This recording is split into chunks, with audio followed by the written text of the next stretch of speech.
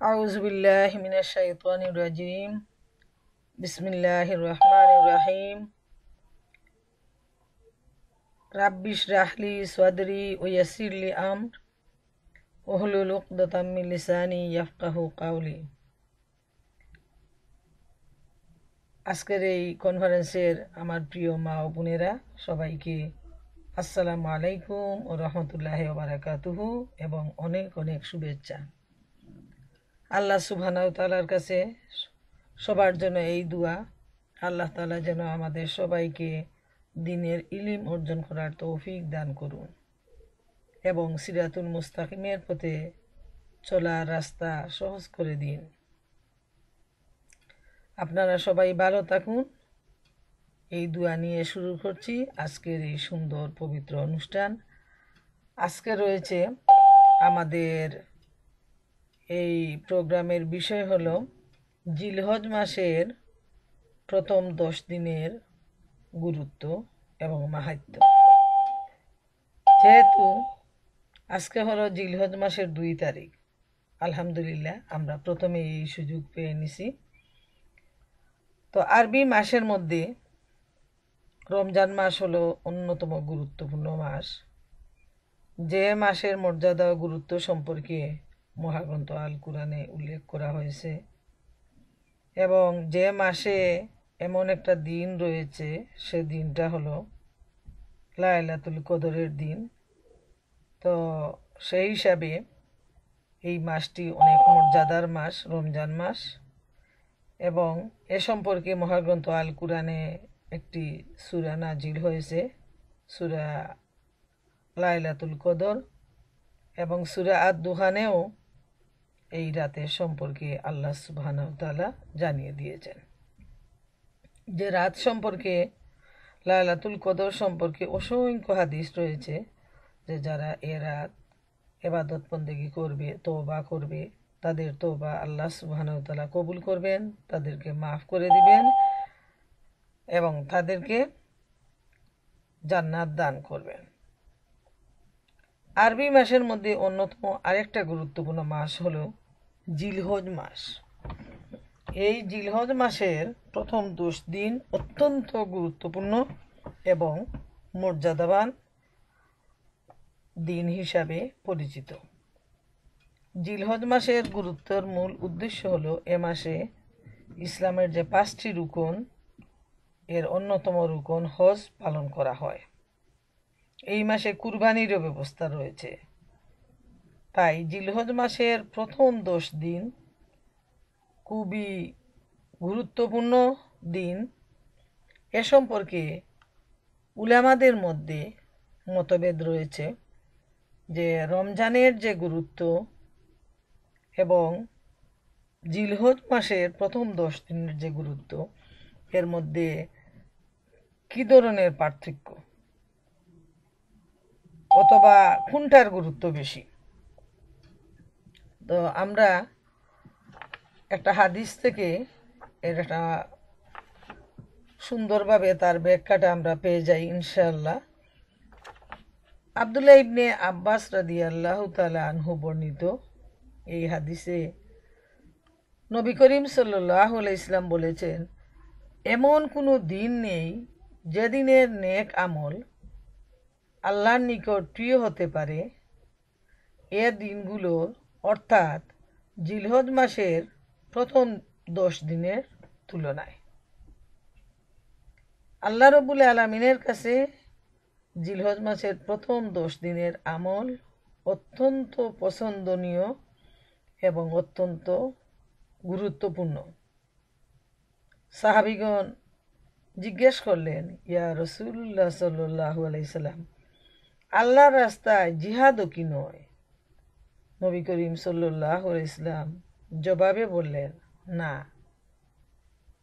তবে এমন কোনো ব্যক্তি যখন জেহাদ ফরজ হয়ে গেছে, অর্থাৎ যখন জেহাদ আবশ্যক হয়ে গেছে, আল্লাহর তরফ থেকে নির্দেশ আসছে, এই ধরনের অবস্থায় সে তার ধন সম্পদ, অস্ত্রশস্ত্র, জান মাল নিয়ে সে জেহাদে শরিক হলো এবং সেখান থেকে সে আর ফিরে আসলো না, সে আল্লাহর রাস্তায় শহীদ হয়ে গেল, তার মতো মর্যাদা আর কেউ পাবে না। তার মর্যাদা হলো অতুলনীয়। তাহলে এই হাদিস থেকে আমরা যেটা আমাদের কাছে পরিষ্কার, সেটা হলো যে রমজান মাসের সাথে যেভাবে রমজান মাসের গুরুত্ব অতুলনীয়, এই মাসের আমল আল্লাহ রব্বুল আলামিন পছন্দ করেন, আল্লাহ তাআলা এই মাসে দোয়া কবুল করেন, ঠিক তেমনি জিলহজ মাসের প্রথম 10 দিনের আমল আল্লাহ সুবহানাহু তাআলার কাছে খুবই পছন্দনীয়। এটা আমরা এই হাদিস থেকে আমরা জানতে পারলাম। এর মধ্যে আরেকটু বাড়তি যেটা সে সম্পর্কে ইমাম আহমদ বলেছেন, এই হাদিসের সাথে আরেকটু বাড়তি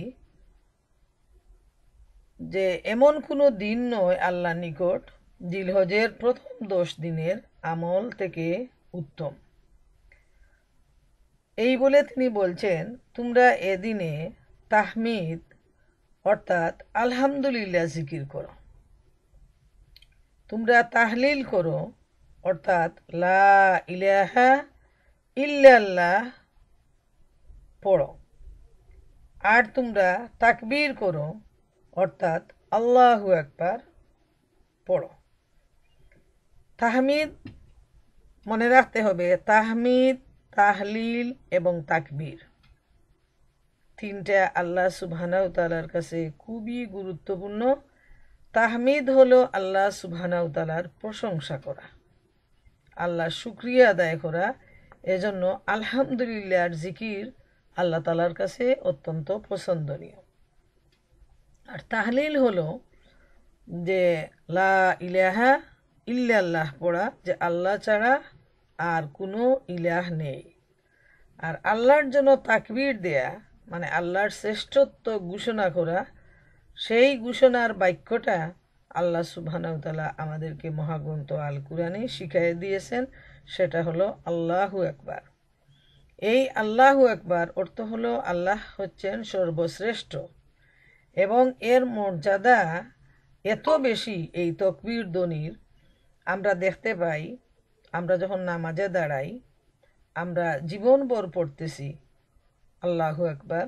যখন শুরু করি, যখন রুকুতে যাই আল্লাহু আকবার বলি, যখন দাঁড়াই আল্লাহু আকবার বলি, সেজদায় যাই আল্লাহু আকবার বলে যাই। মানে প্রতিটা পার্ট আমাদেরকে এই মহান বাক্য অর্থাৎ তাকবীর ধ্বনি আমরা দিই। কিন্তু আমরা যেভাবে শিখে আসছি সেভাবেই আমরা এর হক আদায় করতেছি, কিন্তু খুব দুঃখের বিষয় যে আমরা মুসলিম সমাজ খুব অল্প সংখ্যক মানুষ ছাড়া বাকিরা এ নিয়ে কোনো চিন্তা ভাবনা করেন না যে উদ্দেশ্যটা কি, কেন এই তাকবীর ধ্বনি বারবার দেওয়ার জন্য আল্লাহ সুবহানাহু তাআলা নির্দেশ দিয়েছেন। এর মানে হলো আল্লাহ হচ্ছেন এক ও লা শরীক, তিনি হচ্ছেন সর্বশ্রেষ্ঠ, তিনি ছাড়া আর কোনো মাবুদ নেই। অতএব সর্বাবস্থায় আল্লাহ রব্বুল আলামিনের শ্রেষ্ঠত্ব ঘোষণা করা একজন বান্দা হিসাবে আমাদের সবচেয়ে বড় দায়িত্ব হলো আল্লাহ সুবহানাহু তাআলার শ্রেষ্ঠত্বের ঘোষণা দেয়া। প্রিয় বোনেরা আমার, আমরা সারা জীবন আমরা নামাজ পড়ি আর এই তাকবীর ধ্বনি দিয়েও আসছি, কিন্তু এ নিয়ে চিন্তা ভাবনা না করার জন্য এই তাকবীরের যে কতটুকু গুরুত্ব, কতটুকু মর্যাদা, সেটা কিন্তু আমরা বুঝতে পারি না। তাই আমাদের আলোচনার প্রয়োজন, আমাদের জানার প্রয়োজন, আমাদের শিখার প্রয়োজন। এবং যখন আমরা বুঝে শুনে ইবাদত করব, তখন অল্প ইবাদতেও অনেক বেশি বরকত আসবে। এরপর আমরা দেখি যে যখন একটা প্রাণী জবাই করা হয়, তখন আল্লাহ সুবহানাহু তাআলা নির্দেশ হলো তাকে হালাল করার জন্য জবাইয়ের সময় আল্লাহর নাম নিয়ে জবাই করতে হবে, অর্থাৎ আল্লাহর শ্রেষ্ঠত্বের ঘোষণা দিতে হবে, বিসমিল্লাহি আল্লাহু আকবার এই বলে প্রাণীর গলায় ছুরি লাগাতে হবে। এর মানে হলো এই প্রাণীটা আল্লাহ তাআলা সৃষ্টি করেছেন, যেমন একজন মানুষের প্রাণ তেমনি এই প্রাণীরও প্রাণ, কিন্তু মানুষের শ্রেষ্ঠত্বের জন্য আল্লাহ সুবহানাহু তাআলা এই প্রাণীকে মানুষের অধীন করে দিয়েছেন, তার জন্য হালাল করে দিয়েছেন, এবং হালাল করার পদ্ধতি হিসাবে তার প্রাণবায়ু যখন বের হয়ে যাবে তখন যেন আল্লাহর নাম শুনায়ে তার গলায় চুরি ধারণ করা হয়। এজন্য আল্লাহু আকবার বলে প্রাণীকে জবাই করা হলো হালাল। আল্লাহু আকবার ছাড়া যদি কেউ প্রাণীর গলায় ছুরি লাগায় তাইলে এই প্রাণীটা তার জন্য হারাম হয়ে যাবে, আর আল্লাহু আকবার বলার জন্য প্রাণীটা তখন তার জন্য হালাল হয়ে যাবে। সুবহানাল্লাহ। তারপর দেখি নবী করিম সাল্লাল্লাহু আলাইহি সাল্লাম জেহাদের শুরু করার সময় আল্লাহু আকবার ধ্বনি দিয়ে জেহাদ শুরু করার জন্য তিনি শিখাই গিয়েছেন। এবং আজ পর্যন্ত আমরা দেখি মুসলমানরা যখন কোনো কাফিরের বিরুদ্ধে লড়তে যায় তখন এই আল্লাহু আকবার ধ্বনি দিয়ে তারা এগিয়ে যায়, এবং এই আল্লাহু আকবার ধ্বনির মধ্যে যে কি পরিমাণ শক্তি এবং সাহস, ময়দানে যারা লড়েন তারা ছাড়া অন্য কেউ বুঝতে পারবেন না। যে গতকালকেও আমি ইয়ারমুকের যুদ্ধের বিবরণটা পড়লাম আবার নতুনভাবে, যে এত বড় পারস্য সাম্রাজ্য, রোম সাম্রাজ্য, লক্ষ লক্ষ সৈন্য, আর সেখানে মাত্র কয়েক হাজার সৈন্য মুসলমানদের দলে, কিন্তু দেখা গেল যে তাদের বিরাট বিরাট হস্তি বাহিনী, আর মুসলমানদের হস্তির তুলনায় একটা গুড়া অনেক অনেক ক্ষুদ্র। সংখ্যার দিকে যেমন অল্প মুসলমানরা, তেমনি অস্ত্র কম, যানবাহনও কম, সোয়ারিটা হাতির তুলনায় খুবই ক্ষুদ্র। কিন্তু এই আল্লাহু আকবার ধ্বনি দিয়ে যখন তারা জেহাদের ময়দানে অগ্রসর হন তখন অটোমেটিক মুসলমানদের অন্তরে শক্তি বাড়ে, সাহস বৃদ্ধি হয়, এবং কাফেরের অন্তর তখন দুর্বল হয়ে যায়, তারা মনোবল হারিয়ে ফেলে, যেহেতু তাদের ধ্বনিগুলো হলো লাত আর উজ্জা নিয়ে।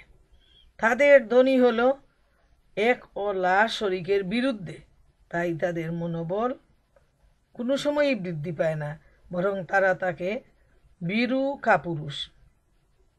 আর মুসলমানদের সাথে আল্লাহর সাহায্য, মুসলমানদের ধ্বনি হলো আল্লাহর শ্রেষ্ঠত্বের ঘোষণা দিয়ে, তাই এই ঘোষণার সাথে সাথে ইমানদারদের শক্তি বৃদ্ধি পায়, সাহস বাড়ে, মনোবল বৃদ্ধি পায়। সুবহানাল্লাহু তাআলা। তো নবী করিম সাল্লাল্লাহু আলাইহি সাল্লাম বলেছেন যে এই 10 দিনে তাকবীর দেওয়ার জন্য, যেটা ইমাম আহমদ বলেছেন। তো এই যে তিনটা তাহমিদ, তাহলিল এবং তাকবীর, এই তিনের সমন্বয়ে হয় তকবীর। তকবীরের পূর্ণতা যেটা আল্লাহু আকবার, আল্লাহু আকবার, লা ইলাহা ইল্লাল্লাহু, আল্লাহু আকবার, আল্লাহু আকবার, ওয়ালিল্লাহিল হামদ। এই তিনটার সমন্বয়ে এই তকবীর। তো এটা সহি হাদিসে আসছে যে যখন জিলহজ মাসের 1ম তারিখ শুরু হয় তখন থেকে 10 দিন পর্যন্ত এই তকবীর দেয়াটা খুবই গুরুত্বপূর্ণ, খুবই সওয়াবের কাজ। এবং বিশেষ করে 9 জিলহজ ফজর থেকে 13 জিলহজ আসর পর্যন্ত প্রতি ফরজ নামাজের পর এই তকবীর ধ্বনি দিতে হবে। এটা উত্তম, কোনো কোনো ক্ষেত্রে বলা হয়েছে যেটা ওয়াজিব। তো এই বিষয়টি আমাদের মনে রাখতে হবে যে আমরা জানতাম বিশেষভাবে যেটা প্রচলিত যে 9 থেকে 13 পর্যন্ত তকবীর দিতে হবে, কিন্তু বেশিরভাগ ক্ষেত্রে দেখা গেছে হাদিস শরীফ থেকে এবং উলামাদের মতামত থেকে যে এই তকবীর প্রথম দিন থেকেই শুরু হয় এবং পুরো 10 দিন পর্যন্ত দিতে হবে, একটা রেওয়ায়েতে আসছে। আর অন্যটাতে আসছে যে জিলহজ মাসের 9 তারিখ ফজরের সময় থেকে 13 তারিখ আসর পর্যন্ত প্রতি ফরজ নামাজের পর এই তকবীর দেওয়াটা খুবই গুরুত্বপূর্ণ, ওয়াজিব। এবং মনে রাখার জন্য আমি সবাইকে বলে থাকি যে যেখানে নামাজের জায়গা আছে সেই নামাজের সামনে তকবীর দিতে হবে, এই কথাটা লিখে রাখলে আর ভুল হওয়ার সম্ভাবনা নেই। অথবা ফ্রিজের মধ্যে যদি কেউ টানায় রাখেন, এবং যাদের তকবীর মুখস্থ নেই তারা পুরা বাক্যটা লিখে নিতে পারেন। আব্দুল্লাহ বিন ওমর রাদিয়াল্লাহু তাআলা আনহু, তিনি বাজারে গিয়ে উচ্চ স্বরে তকবীর দিতেন। সুবহানাল্লাহ। যেখানে লোকজনের সমাবেশ রয়েছে সেখানে গিয়ে তিনি তকবীর দিতেন, যাতে নিজের তকবীরটা দেয়া হয়, যেহেতু আল্লাহর প্রশংসা, আল্লাহ যে সর্বশ্রেষ্ঠ, এই যে ঘোষণাটা, সেটা যেন আকাশে বাতাসে ধ্বনিত হয়, সেজন্য তিনি যেখানে লোক সমাবেশ থাকতো সেখানে গিয়ে তিনি তকবীর দিতেন। এখান থেকে আমরাও এই শিক্ষা নিতে পারি যে যেখানে জনসমাবেশ রয়েছে সেখানে জুড়ে সুরে তকবীর দেয়া যায়, এবং বিশেষভাবে নিজেদের আত্মীয় স্বজন, বন্ধুবান্ধব, প্রতিবেশী, তাদেরকে এই তকবীর দেওয়ার ব্যাপারে তাগিদ দেয়া, জানায়া দেয়া, এটা হচ্ছে উত্তম। বর্তমান সমাজ পরিবেশে উন্নত টেকনোলজির যুগে মানুষ শুধু ব্যস্ততার মধ্যে হারিয়ে গেছে, এবং নানা ধরনের যে সিনেমা, খেলাধুলা, রং তামাশা, ওইগুলো নিয়েই মানুষের জীবনের উল্লাস এবং ব্যস্ততা। তাই ইসলামের মূল যে নিয়ম নীতি, কোন অবস্থায় আল্লাহ রাব্বুল আলামিনকে কোন আমলের মাধ্যমে সন্তুষ্ট করা যাবে, কিভাবে আল্লাহর নৈকট্য অর্জন করা যাবে, সে ব্যাপারে কিন্তু এখন বর্তমানে লোকজন খুবই গাফিল। অথচ আমরা দেখি সেই জমানায় কিভাবে সাহাবায়ে কেরামরা, তাবেঈনরা প্রতিটি আমলের উপর এত সুন্দরভাবে তারা আমল করেছেন, এবং অন্যদেরকে তাগিদ দেওয়ার জন্য তারা বাজারে বাজারে গিয়ে এই তকবীর দিয়েছেন, যাতে সবাই শুনে সওয়াবের অংশীদার হতে পারেন এবং তারা নিজেরাও আমল করতে পারেন। এজন্য পরিবারেও আমরা যেন এই তকবীরটা আমরা জুড়ে সুরে দিই, এতে বাইরের কোনো লোকজন থাকবে না। আমরা মহিলারাও নিজেদের স্বামী সন্তানদের সামনে জুড়ে জুড়ে যদি ওই তসবিটা পড়ি, তাহলে তারা শুনেও সওয়াব পাবে এবং তাদের মনে তাগিদ আসবে যে এই সময়ে এই আমলটা উত্তম। অতএব অল্প সময়ে অল্প কথায় যদি এতটুকু সওয়াব অর্জন করা যায়, তাহলে আমরাই বা বঞ্চিত থাকবো কেন?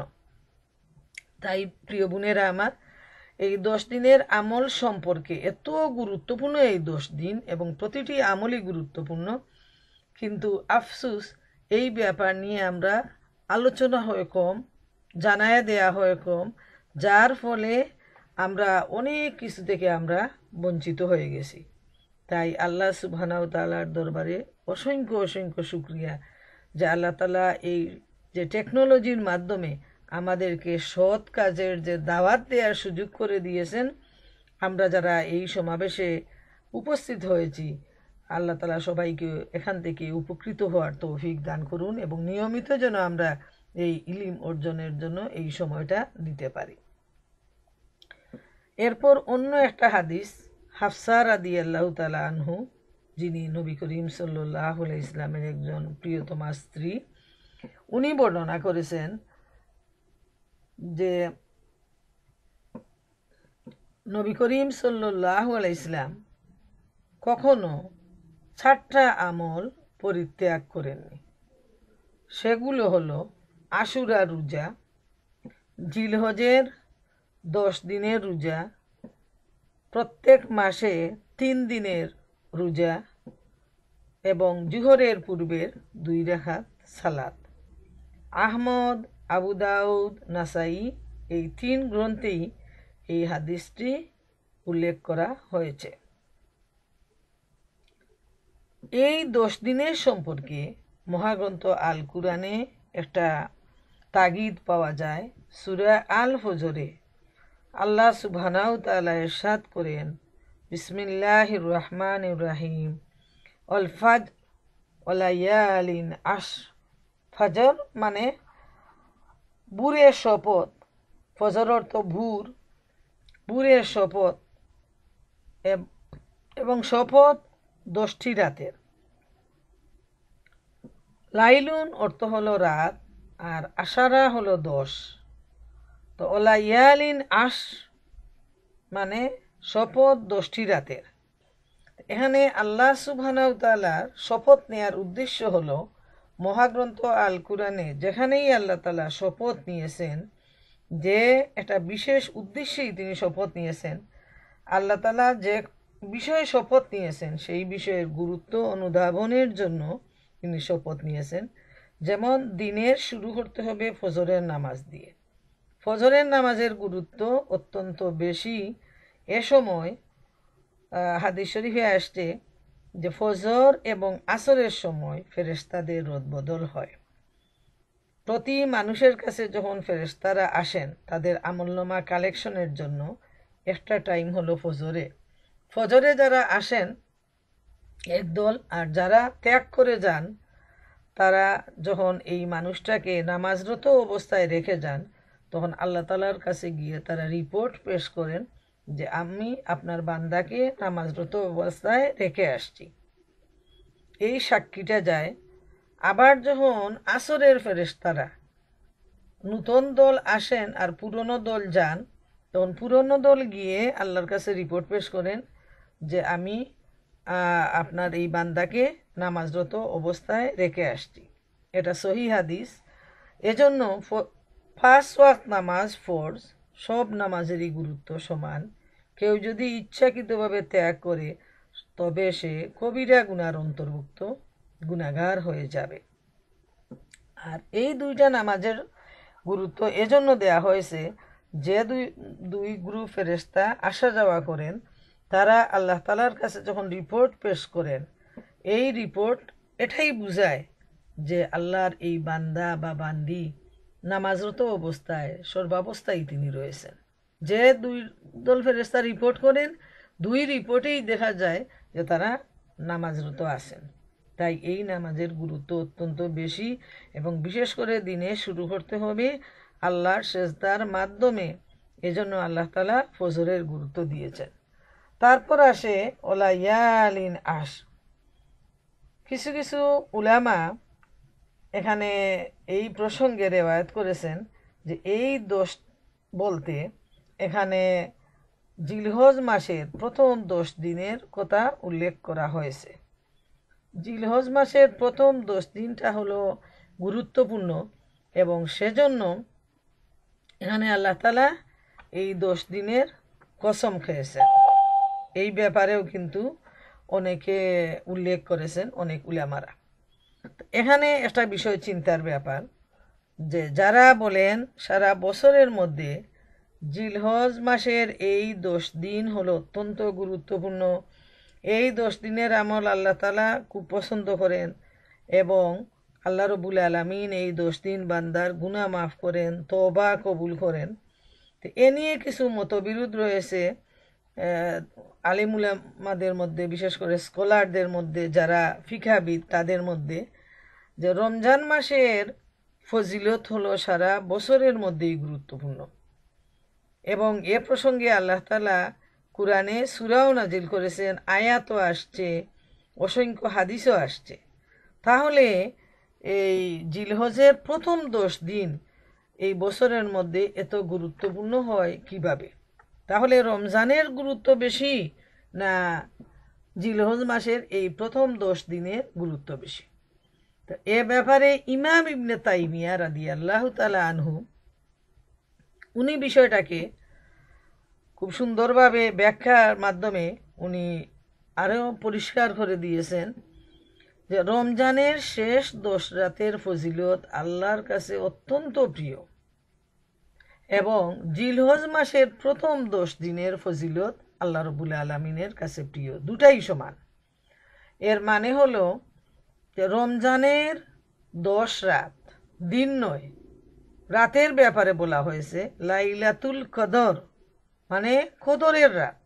এই 10 দিনের রাতের মধ্যে একটা রাত হলো কদরের রাত, এবং সেজন্য এই 10 রাতের ফজিলত আর গুরুত্ব বছরের মধ্যে এবং বিশেষ করে পুরা রমজান মাসের মধ্যে শেষ 10 রাতের গুরুত্ব অত্যন্ত বেশি, এবং সেজন্য দেখা যায় যে নবী করিম সাল্লাল্লাহু আলাইহি ইসলাম এ সময় তিনি নিজে এতেকাফ করেছেন শেষ 10 দিন, এবং উম্মতদেরও রমজান শরীফের শেষ 10 দিন এতেকাফে বসার জন্য তিনি নির্দেশ দিয়েছেন, উৎসাহিত করেছেন পরিবারের স্ত্রীদেরকে এবং উম্মতদেরকে, যাতে এই 10 রাতের ফজিলত থেকে কেউ যেন বঞ্চিত না হয়, যেহেতু এই 10 রাত হলো সারা বছরের মধ্যে স্পেশাল রাত, এবং এই রাত গুনাহ মাফের রাত। অন্যদিকে ইমাম ইবনে তাইমিয়া বলছেন যে জিলহজ মাসের 10 দিন গুরুত্বপূর্ণ, এখানে রাতের কথা বলা হয়নি, বরং দিনের ইবাদত আল্লাহর কাছে অত্যন্ত প্রিয়। রমজান মাসের শেষ 10 দিনের রাতের গুরুত্ব বেশি, আর জিলহজ মাসের প্রথম 10 দিনের গুরুত্ব আল্লাহর কাছে অত্যন্ত প্রিয়, যেহেতু এই দুইটা দিকের সমন্বয় সাধন করেছেন ইমাম ইবনে তাইমিয়া। দুটাই গুরুত্বপূর্ণ, দুটাই ঠিক। কেউ যে বলেছেন রমজানের শেষ 10 দিন বেশি গুরুত্বপূর্ণ, তিনিও যেমন সঠিক, আবার যারা মতামত দিয়েছেন যে বৎসরের মধ্যে জিলহজের প্রথম 10 দিন আল্লাহর কাছে বেশি প্রিয়, তারাও সঠিক, যেহেতু কদরের রাত হলো রাতে, আর আরাফার দিন রাতে নয় দিনে, একটা হলো দিনে অন্যটা হলো রাতে, অতএব দুইটাই সমন্বয় রয়েছে। এই 10 দিনের মধ্যে রয়েছে হজ এবং উমরা, আর কদরের 10 দিনের মধ্যে রয়েছে লাইলাতুল কদরের রাত, আর আরাফা রয়েছে দিনে রাতে নয়। আরাফার দিন যেটা সারা বৎসরের মধ্যে সবচেয়ে বেশি দোয়া কবুলের দিন হলো আরাফার দিন, এবং আরাফার দিনের দোয়া আল্লাহ তাআলা ফিরিয়ে দেন না। এ প্রসঙ্গে হাদিস শরীফে আসছে যে আরাফার দিন আল্লাহ রব্বুল আলামিন অগণিত বান্দাকে মাফ করে দেন, তাদের গুনাহ খাতা, তাদের তওবা কবুল করেন, এবং তাদেরকে জাহান্নাম থেকে উদ্ধার করেন। ঠিক সেভাবে কদরের রাতও 1000 মাসের চাইতে শ্রেষ্ঠ রাত, যে রাতে আল্লাহ সুবহানাহু তাআলা তার গুনাহগার বান্দাকে মাফ করেন এবং দুজখ থেকে দুজখবাসীদেরকে এই রাতে তিনি নাজাত দেন। অতএব আমরা দেখি দুইটারই সমন্বয় আছে, দুইটার মধ্যেই মিল রয়েছে। রমজান মাসের রাতের বেশি গুরুত্ব দেওয়া হয়েছে, আর জিলহজ মাসের দিনের গুরুত্ব দেওয়া হয়েছে বেশি, যেহেতু সবগুলো আমলই দিনের বেলা করা হয়। নবী করিম সাল্লাল্লাহু আলাইহি সাল্লাম বলেছেন, সমস্ত দিনের মধ্যে উত্তম দিন হলো আরাফার দিন।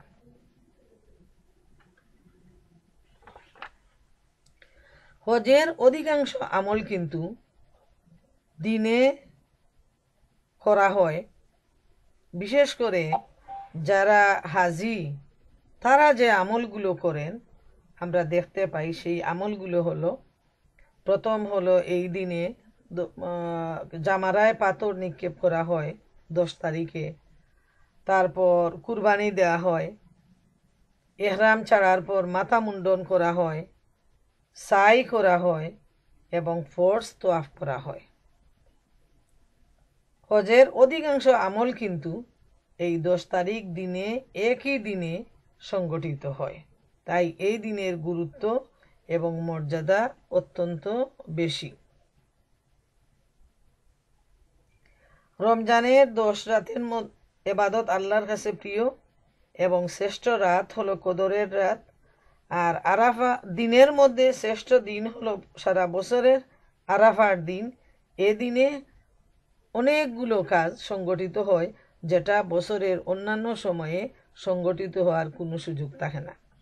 যেমন যারা ওমরাতে যান সারা বছর যে কোনো সময়, সেখানে জামারায় পাথর নিক্ষেপেরও সুযোগ থাকে না, যদিও উমরাকারী সেই এলাকাটা ভিজিট করেন কোন কোন জায়গায়, কিন্তু এত নীরব নিথর যারা হজে গেছেন এবং তারপর যারা উমরায় গেছেন তাদের কাছে যেন সব কিছু মনে হবে মৃত। যে যখন হজে আসলাম লক্ষ লক্ষ মানুষের ধাক্কায় মানুষ দিশেহারা, আর আজকে এই জামারায় এসে দেখি পুরা এলাকাটা মৃত এলাকা।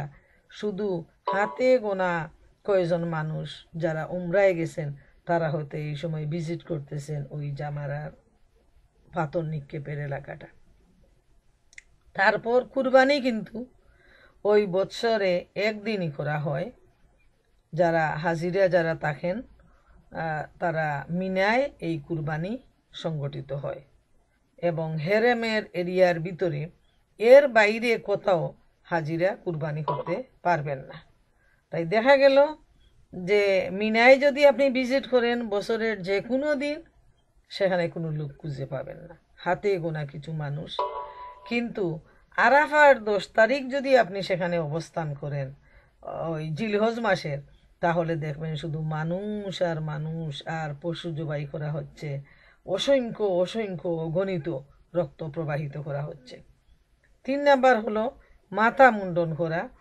এই দিনে দেখবেন যে এত বেশি মানুষের মাথা, মানে নেড়ে মাথা দেখা যায়, আর কোনো দিন এত মানুষের মাথা নেড়ে দেখা যায় না।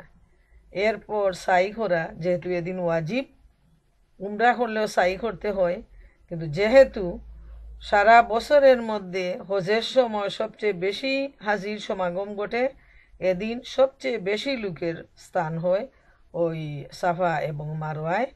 আর ফোর্স তোয়াফের মধ্যেও এত বেশি লোকজন হয় যে 2টা পা রাখার জায়গা সংকুলান করাটা তখন কঠিন হয়ে যায়। তাই এতগুলা ভালো কাজ, এত ইবাদতের কাজ একই দিনে সংগঠিত হয় বলে এই দিনটার গুরুত্ব বেশি। হজের যাবতীয় আহকাম আরকান এদিনই সবচেয়ে বেশি পালন করা হয়। নবী করিম সাল্লাল্লাহু আলাইহি ওয়াসাল্লাম বলেছেন, আসল হজ আরাফায় অবস্থান করা, অর্থাৎ আরাফায় অবস্থান হলো ফরজ। যারা হজে যাবেন অন্যান্য সমস্ত কাজ করবেন, কিন্তু আরাফায় যদি এই নির্দিষ্ট সময়ের ভিতরে অবস্থান করতে না পারেন তাহলে তাদের হজই সংগঠিত হবে না, যেহেতু এটা হলো ফরজ। তাই আরাফায় অবস্থান করা ফরজ, এবং সেখানে যেহেতু আরাফা শব্দের অর্থ হলো মিলন, দুনিয়ার যত আদম সন্তান রয়েছেন তাদের বাবা আর মা মিলন সংগঠিত হয়েছিল আরাফার ময়দানে, এজন্য এটার নাম রাখা হয়েছে আরাফা বা মিলন স্থান। এবং এ সময়ই হজরত আদম আলাইহিস ইসলামের দোয়া কবুল হয়। তিনি যখন আল্লাহ তাআলা তাদের দুজনকে পৃথিবীতে পাঠিয়েছিলেন, এরপর থেকে তিনি অনুতপ্ত হয়ে আল্লাহ রব্বুল আলামিনের কাছে দোয়া চেয়েছিলেন। আল্লাহ তাআলা তাকে শিখিয়ে দিয়েছিলেন, রব্বানা জালামনা আনফুসানা, হে আমার রব, আমি আমার নিজের নফসের উপর জুলুম করেছি, ওয়াইল্লাম তাগফির লানা, এবং তুমি আমাকে মাফ করে দাও, ও তারহামনা, আমার প্রতি তুমি রহম করো, লানাকুনান্না মিনাল খাসিরিন, না হয় আমি ক্ষতিগ্রস্তদের মধ্যে শামিল হয়ে যাব। হায় হায়, এই দোয়া তিনি দীর্ঘদিন করেছিলেন। তারপর যখন তিনি আরাফায় এসে এই দোয়া করেন, আল্লাহ তাআলা তার এই দোয়ার বদৌলতে দুজনকে আরাফায় এসে মিলন ঘটান এবং এই দোয়া কবুলের মাধ্যমে তাকে মাফ করে দেন এবং তার মর্যাদা আরও বাড়িয়ে দেন। যে তাকে সাধারণ মানুষ হিসাবে দুনিয়ায় পাঠিয়েছিলেন, কিন্তু এই দোয়া কবুলের মাধ্যমে আল্লাহ সুবহানাহু তাআলা তাকে নবুয়তির দায়িত্ব দেন এবং তিনি ছিলেন প্রথম আদম মানুষ এবং প্রথম নবী। সুবহানাল্লাহ, আজকের এই বিলিয়ন বিলিয়ন মানুষ পৃথিবীতে সেই বাবা আদম আর মা হাওয়ার সন্তান। এখন আসুন আমরা আলোচনা করি যে এই 10 দিনে আমরা উত্তম কি কি আমল করব, কোন আমলের মাধ্যমে এই 10 দিনে আমরা আল্লাহ রব্বুল আলামিনের নিকটবর্তী হতে পারবো, অর্থাৎ আমাদের গুনাহ মাফ করাতে পারবো। সেই আমলগুলা নিয়ে আমরা সংক্ষেপে কিছু আলোচনা করি। প্রথম হলো এই 10 দিনের আমলের মধ্যে হজ ও উমরা করা। এটা হলো সর্বোত্তম ইবাদত এই 10 দিনের, যেহেতু এর ভিতরেই হজের সময়। তাই যারা হজে যেতে পারেন তারা উমরা করেন প্রথমে, তারপর হজ করেন, এটা হলো সবচেয়ে উত্তম। 2 নাম্বার হলো আরাফার দিনে রোজা।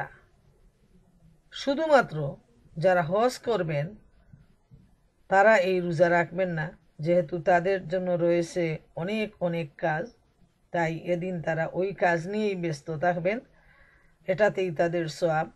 আর হজের বাইরে এই পৃথিবীর বিভিন্ন প্রান্তে যে সমস্ত মুসলমানরা রয়েছেন তারা হজ মক্কা মদিনা থেকে আরাফা থেকে দূরে অবস্থান করে, যাতে আরাফার এই ভাই বোনদের সাথে সওয়াবের মধ্যে সামিল হতে পারেন, সেই সুযোগ আল্লাহ রসুল সাল্লাল্লাহু আলাইহি সাল্লাম আমাদের জন্য করে দিয়েছেন। তাই আরাফার দিনের রোজাটা খুবই গুরুত্বপূর্ণ, খুবই সওয়াবের। এবং এ সম্পর্কে মুসলিম শরীফের হাদিসে আসছে, আবু কাতাদা রাদিয়াল্লাহু তাআলা আনহু বর্ণিত, নবী করিম সাল্লাল্লাহু আলাইহি সাল্লাম বলেছেন, আরাফার একটি রোজা দিয়ে 2 বছরের গুনাহ মাফ হয়ে যায়। পূর্ববর্তী 1 বছরের গুনাহ আল্লাহ তাআলা মাফ করে দেন এবং পরবর্তী বছরের গুনাহও আল্লাহ সুবহানাহু তাআলা মাফ করে দেন। সুবহানাল্লাহ। শুধুমাত্র একটা রোজার বিনিময় হলো বিগত বছরের এবং আগামী বছরের গুনাহ আল্লাহ রব্বুল আলামিন এই আরাফার দিনের মর্যাদার জন্য যারা আরাফার বাইরেও অবস্থান করবে এ সমস্ত মুসলমানদেরকে আল্লাহ সুবহানাহু তাআলা মাফ করে দিবেন। তবে মনে রাখা প্রয়োজন যে এই গুনাহ হলো সগীরা গুনাহ। কবিরা গুনার জন্য আলাদা তওবা করতে হবে, মাফ চাইতে হবে। কিন্তু সারাটা দিন যে আমরা উঠা বসা চলা ফেরা কথা বলা সব কিছুর মধ্যেই আমাদের ভুল হয়, আমরা অনেক গুনাহ করে বসি। তাই এটা হলো উত্তম একটা সুযোগ, আরাফার দিনের রোজা। আমরা যেন এই রোজা থেকে বঞ্চিত না হই, যতদূর সম্ভব আমরা এই রোজা রাখার চেষ্টা করি। নবী করিম সাল্লাল্লাহু আলাইহি সাল্লাম জিলহজ মাসের প্রথম 9 দিন রোজা রাখতেন। যেহেতু 10 দিন একই সাথে বলা হয়ে যায়, কিন্তু 10 দিনটা হলো ঈদুল আজহার দিন, 10 দিন। এর আগে হলো 9টা রোজা। তো নবী করিম সাল্লাল্লাহু আলাইহি সাল্লাম আমল করতেন, তিনি 9টা রোজা রাখতেন। তো যারা আল্লাহর প্রিয় বান্দা এবং বান্দি তারা কিন্তু 9টা রোজাই রেখে থাকেন। এবং বেশি গুরুত্বপূর্ণ হলো আরাফার দিনের রোজা। যারা 9টা রাখতে না পারবেন তারা শেষের দিকে যদি 2-3টা রাখেন উত্তম, এবং শুধুমাত্র আরাফার দিন যদি রোজা রাখেন সেটা সবচেয়ে সর্বোত্তম। নবী করিম সাল্লাল্লাহু আলাইহি সাল্লাম বলেছেন, রোজাদারের প্রত্যেকটা হাড় রোজাদারের জন্য দোয়া করে। সুবহানাল্লাহ। রোজার যে কি মাহাত্ম্য এবং কি মর্যাদা, যে রোজাদারের হাড়গুলো তার জন্য দোয়া করতে থাকে। এ প্রসঙ্গে আরেকটা হাদিস উল্লেখ করা যায়, এবার নবী করিম সাল্লাল্লাহু আলাইহি সাল্লাম খেতে বসছেন। এ সময় হযরত আবু হুরায়রা রাদিয়াল্লাহু তাআলা আনহু আসছেন, উপস্থিত হয়েছেন। তখন তিনি বললেন, আবু হুরায়রা না বেলাল রাদিয়াল্লাহু তাআলা আনহু? বলেন, বেলাল আমাদের সাথে খেতে বসে যাও। তিনি বললেন, ইয়া রাসূলুল্লাহ সাল্লাল্লাহু আলাইহি সাল্লাম, আমি তো রোজাদার। তখন তিনি বললেন, আমরা তো আমাদের খানা এই দুনিয়ায় খেতে বসছি, আর বেলালের খাবার তো জান্নাতে চলে গেছে। সুবহানাল্লাহ। আল্লাহ রসুল সাল্লাল্লাহু আলাইহি সাল্লাম এত গুরুত্ব দিয়েছেন রোজার জন্য। তো যারা সুস্থ মানুষ যারা রাখতে পারেন তারা যদি এই 9 দিন রোজা রাখতে পারেন তাহলে অনেক বেশি সওয়াব। 3 নাম্বার যে আমল সেটা হলো তাকবীর এবং জিকির আজকার। তাকবীর এবং জিকির এই জিলহজের 1 তারিখ থেকে 10 তারিখ পর্যন্ত করতে হয়, এবং বিশেষভাবে যেটা আসছে সেটা হলো 9 থেকে 13 তারিখ পর্যন্ত, যেটা আমি আগে উল্লেখ করেছি। তো জিকিরের যে মর্যাদাটা, সেই মর্যাদা এত বেশি যে আল্লাহ রব্বুল আলামিন এরশাদ করেন, ফাজ কুরুনি আজকুরকুম, তোমরা আমাকে স্মরণ করো, আমিও তোমাদের স্মরণ করব। অন্য আয়াতে আল্লাহ তাআলা ইরশাদ করেন, আলা বিজিক্রিল্লাহি তাতমাইন্নাল কলব, আল্লাহর জিকিরই কলবকে সান্ত্বনা দিতে পারে। সুবহান আল্লাহ।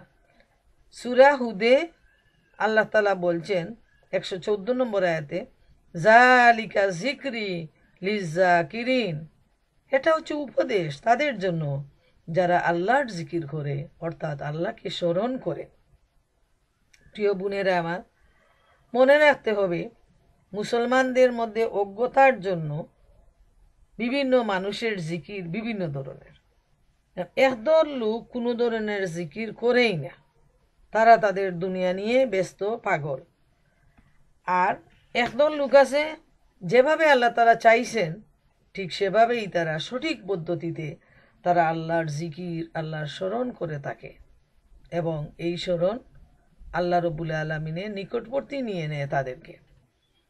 আরেক দল লোক যারা বড় ধরনের একটা অংশ, তারা কি করে, তারা এই জিকির করে যা অত্যন্ত বেদাত, তারা জিকিরের অর্থ বিগড়িয়ে দেয়, কলিমাকে তারা টুকরো টুকরো করে ভাগ করে নেয়।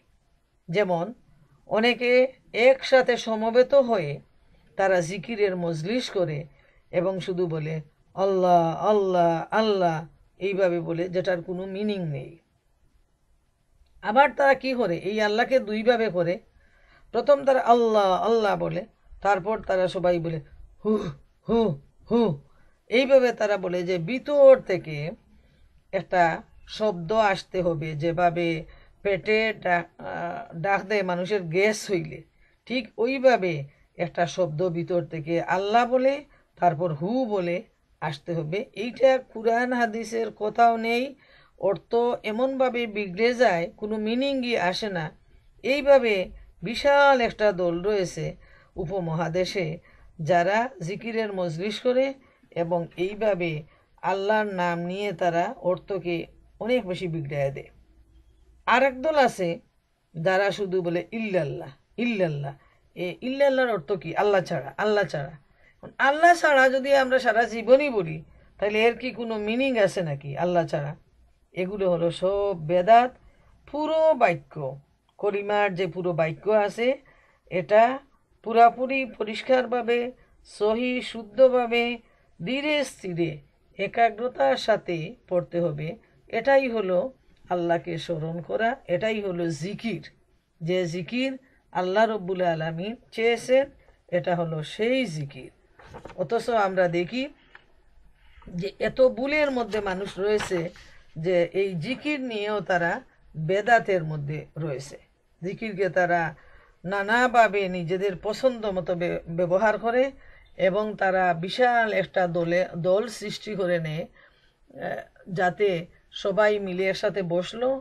এবং দেখবেন আপনারা অনলাইনে গিয়ে যে এইভাবে জিকির করে যেভাবে মাতাল হয়ে মানুষ উল্টাপাল্টা করে মাটিতে পড়ে যায়, মাতলামি করে, পাগলামি করে, এই ধরনের অনেক জিকিরের মজলিস দেখেছি অনলাইনে। লম্বা লম্বা দাড়িওয়ালা মানুষ, লম্বা পাজামা পাঞ্জাবি, আর এরা এইভাবে ড্যান্স করে আল্লাহ বলে, হু বলে, ইল্লাল্লাহ বলে। আল্লাহ রব্বুল আলামিন মাফ করুন এবং এই ধরনের মানুষদেরকে সঠিক ব্যাপার বুঝার তৌফিক দান করুন। এরপর যে আমলটা, সেটা হলো, যেহেতু আল্লাহ তাআলা বিশেষ একটা সুযোগ করে দিয়েছেন তার বান্দার জন্য, যাতে গুনাহগার বান্দা এই বিশেষ সুযোগে আল্লাহ রব্বুল আলামিনের কাছে গুনাহ মাফ চেয়ে সুন্দর পবিত্র জীবনযাপন করার সুযোগ লাভ করতে পারে, সিরাতুল মুস্তাকিমের পথে চলতে পারে, আল্লাহর নৈকট্য অর্জন করা তার জন্য সম্ভব হয়, আল্লাহর সন্তুষ্টির মাধ্যমে সে জান্নাতের পথে এগিয়ে যায়। সেই সুযোগটা আল্লাহ তাআলা বৎসরের বিভিন্ন দিন আমাদেরকে দিয়েছেন, যাতে আমরা আখিরাতের সাফল্য অর্জন করতে পারি।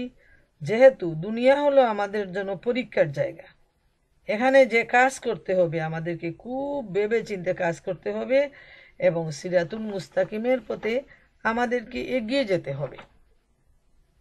যেহেতু আমরা জানি না কোন দিন, কোন সময়, কোন মুহূর্তে আল্লাহ সুবহানাহু ওয়া তাআলা আমাদের প্রাণবায়ু বের করে নিয়ে যাবেন, মালাকুল মউত এসে আমাদের দরজায় নক করবে, তখন কিন্তু আর কোনো সুযোগ দেয়া হবে না। তাই আমাদের যে সময়টা এখনো হাতে আছে, যে সুযোগ আছে, যে সুস্থতা আছে, সেটাকে আমাদেরকে কাজে লাগাতে হবে এবং এই বিশেষ দিনগুলোতে আমাদের বেশি বেশি করে আল্লাহর কাছে তওবা ইস্তেগফার করতে হবে। আল্লাহ সুবহানাহু ওয়া তাআলা ইরশাদ করেন, ইয়া আইয়ুহাল্লাযীনা আমানু তুবু ইলাল্লাহি তাওবাতান নাসুহা। সূরা আত-তাহরিমের ৮ নম্বর আয়াতে আল্লাহ তাআলা বলেন, হে ঈমানদারগণ, তোমরা আল্লাহর সমীপে তওবা করো, উত্তম তওবা। তওবা সারা বছর আমাদেরকে করতে হবে, সব সময় করতে হবে। তবে বিশেষ কিছু দিনে যেটা আল্লাহ তাআলা সুযোগ দিয়েছেন আমাদেরকে তওবা কবুলের, গুনাহ মাফের, সওয়াব অর্জনের, সেই দিনগুলোতে যদি আমরা বেশি বেশি করে আল্লাহর দরবারে তওবা ইস্তেগফার করি, তাহলে ইনশাআল্লাহ আল্লাহ আমাদের তওবা কবুল করবেন। নবী করিম সাল্লাল্লাহু আলাইহি ওয়াসাল্লাম বলেছেন, আমি প্রতিদিন ৭০ বারের অধিকও তওবা করে থাকি। সুবহানাল্লাহ। যার অতীত এবং ভবিষ্যতের কোনো গুনাহ নেই, তিনি যদি এত বেশি তওবা করেন, তাহলে আমরা গুনাহগার বান্দারা আমাদের কি করা উচিত সেটা ভেবে দেখা প্রয়োজন।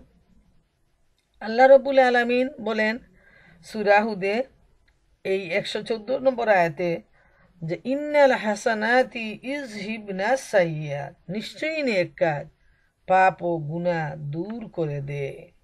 সুবহানাল্লাহ। যে আমরা গুনার সাথে সাথে, গুনাহ করার সাথে সাথে যদি আমরা কিছু ভালো কাজ করে নেই, নেকির কাজ করে নেই, তাহলে আল্লাহ তাআলা এই নেকি দিয়ে গুনাহকে দূর করে দিবেন, মুছে দিবেন। এজন্য বেশি ভালো কাজ করা, নেকির কাজ করা আমাদের জন্য উচিত এবং বারবার তওবা করা। যেমন সূরা আশ-শূরার ২৫ নম্বর আয়াতে আল্লাহ রাব্বুল আলামিন ইরশাদ করেন, ওয়া হুয়াল্লাযী ইয়াকবালুত তাওবাতা আন ইবাদিহি ওয়া ইয়াফু আনিস সাইয়্যাতি ওয়া ইয়ালামু মা তাফআলুন।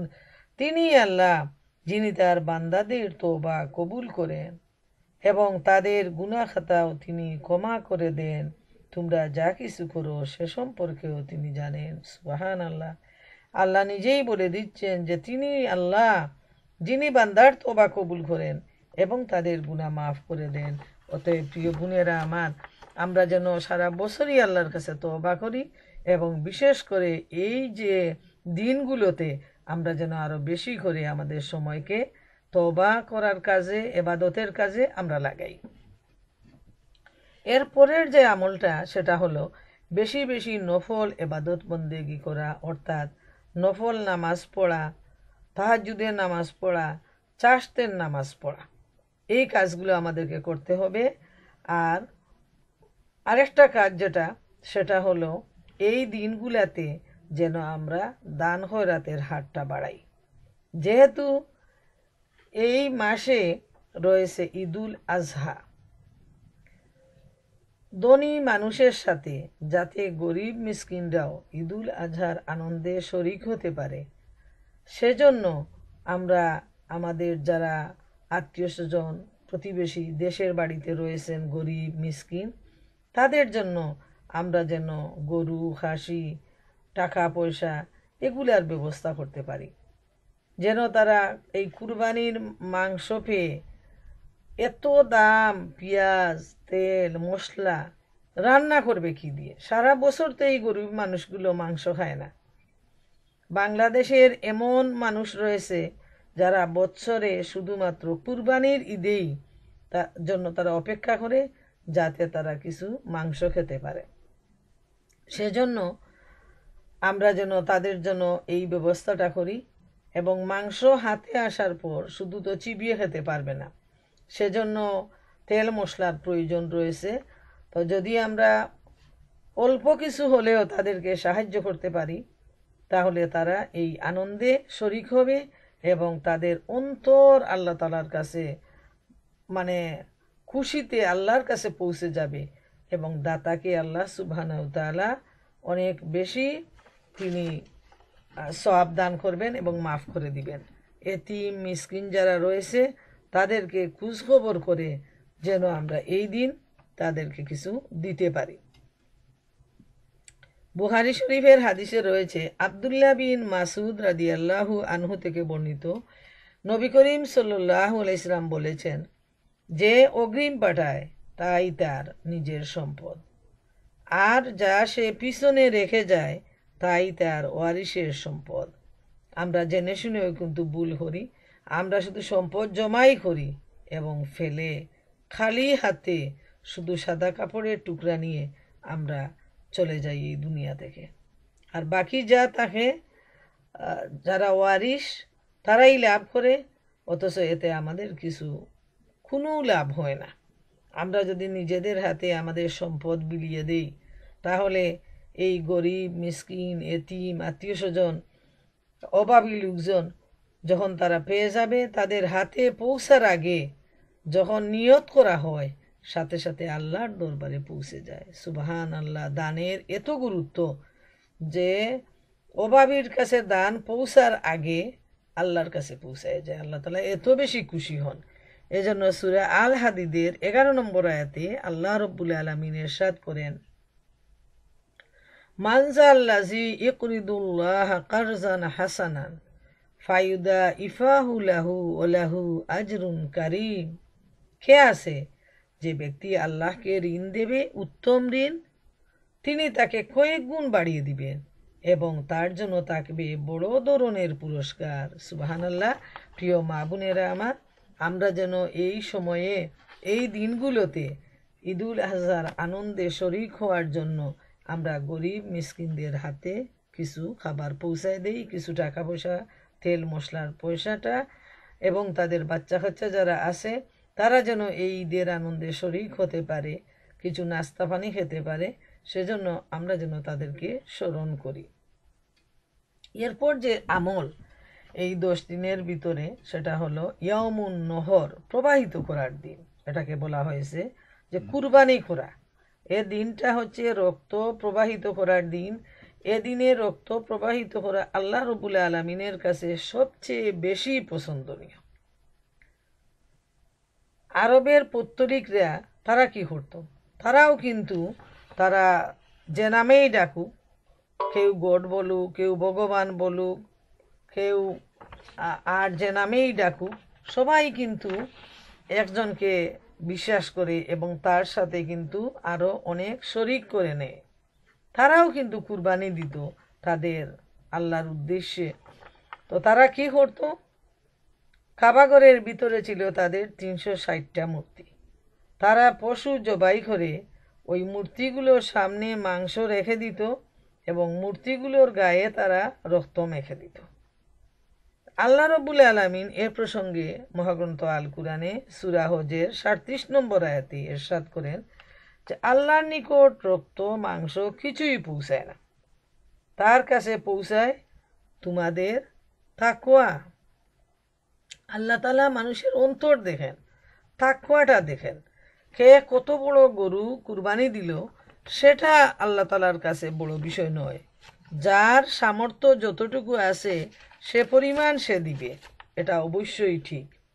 এবং সে যত বেশি তার অন্তর থেকে এই কুরবানিটা আদায় করবে, সওয়াব হবে তার ততটুকু বেশি।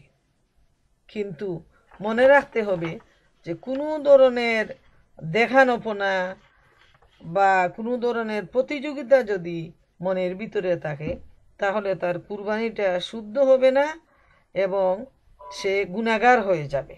তাই আল্লাহ তাআলা জানিয়ে দিচ্ছেন যে আল্লাহর কাছে রক্ত মাংস কিছুই পৌঁছায় না, তার কাছে পৌঁছায় তাকওয়া।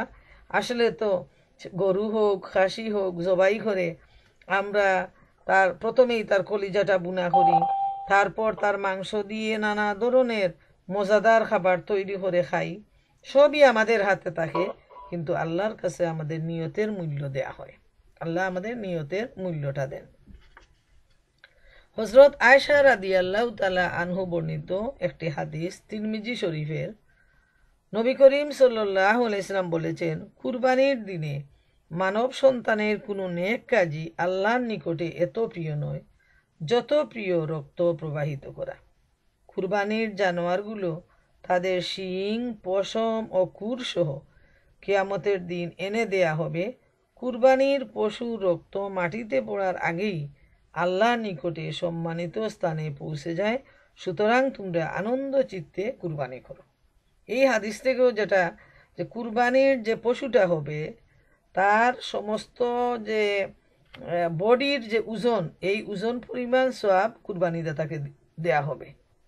অতএব কেউ যদি শুধু আল্লাহর জন্য এই স্যাক্রিফাইসটা করে, তবে সে যে পরিমাণ করবে সে পরিমাণ সওয়াব আল্লাহ তাআলা তাকে দিবেন।